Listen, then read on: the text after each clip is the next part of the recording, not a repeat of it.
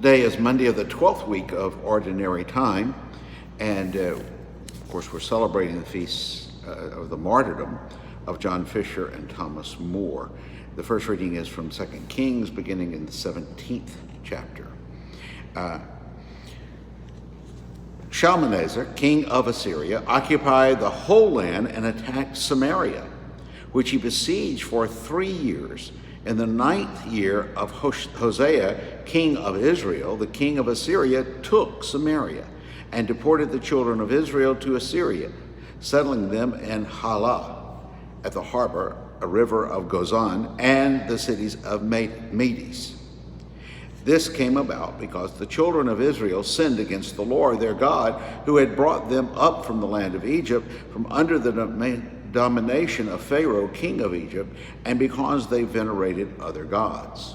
They followed the rites of the nations whom the Lord had cleared out of the way of the children of Israel and the kings of Israel whom they set up. And though the Lord warned Israel and Judah by every prophet and seer, give up your evil ways and keep my commandments and statutes in accordance with the entire law which I enjoined on your fathers, and which I sent you by my servants the prophets.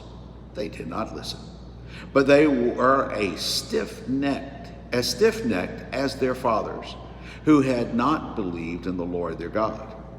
They rejected his statutes, the covenants which he had made with their fathers, and the warnings which he had given them, till, in his great anger against Israel, the Lord put them away out of his sight. Only the tribe of Judah was left. The word of the Lord. Help us with your right hand, O Lord, and answer us.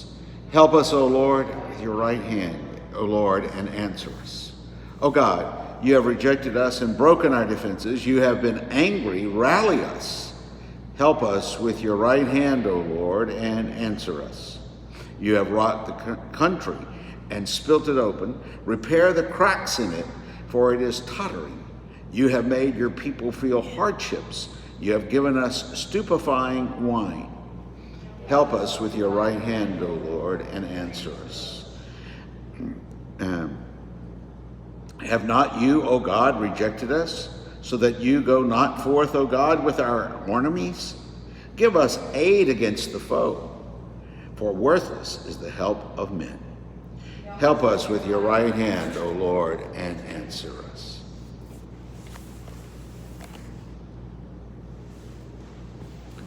The Lord be with you. A reading from the Holy Gospel according to Matthew. And Jesus said to his disciples, "Stop judging, that you may not be judged. For as you judge, so will you be judged, and the measure with which you measure will be measured out to you. Why do you notice the splinter in your brother's eye, but do not perceive the wooden beam in your own eye? How can you say to your brother, 'Let me remove the splinter from your eye,' while the wooden beam is in your eye? You hypocrite! Remove the wooden beam from your eye first. Then you will see clearly to remove the splinter from your brother's eye." The Gospel of the Lord.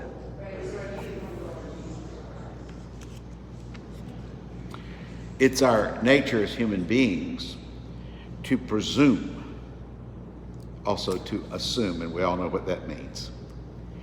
The presumption we make is however we think and feel is how others think and feel or ought to think and feel. Often enough then, when we have a beam in our eyes, we consider that others also have that same beam. And the strange thing about it is that we can become accustomed to the beam in our own eye, and we can become accustomed to thinking that other people have the same beam. The role of suffering in our lives is to tell us something is the matter that needs correcting. Something is the matter that needs correcting. But if we do not heed the suffering, we will not seek its relief. So it's very important that we pray that we heed the beam in our eye and not ignore it, not dismiss it as normal, or even more than normal, but a good and right thing. It's very important then that we be sensitive to looking at who and what we are, both in our intentions and our beliefs, and our willingness to follow God's law, to follow his teaching, to judge ourselves as God would judge us. This first reading from 2 Kings happens to also point that necessity out to us. This horrible story is a story of how the people who were led out of slavery to Pharaoh in Egypt and given the promised land, clearing out the inhabitants.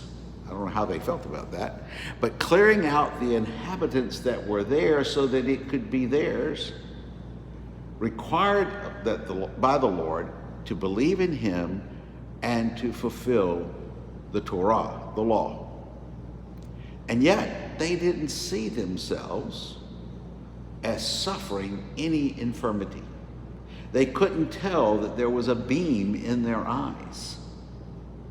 And so the Lord banishes them through the hands of this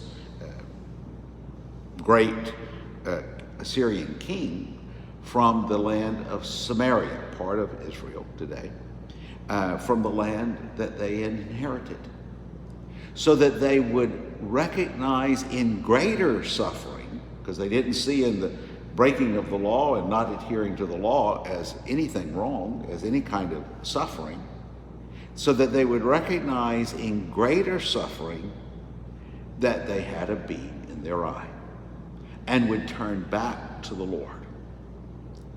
The punishments that often come our way in this world might well be interpreted as it was back in that day, that those punishments are from God. I don't say that God does evil, be careful, but we ought to consider that whatever we are suffering is a way for God to get our attention. So don't misunderstand me. I am not dissing God by saying that he causes evil, but we ought to understand what we suffer as the hand of God correcting us. The purpose of this correction is not punishment per se, but to bring about change in us. So we may look very well at this current pandemic as not of God so much, but as a means by which God might cause us greater suffering, might allow us greater suffering, not cause it, and therefore get our attention so that we pay attention to our lives of faith. Again, I don't want to diss the Lord and say that he does evil. He only does good.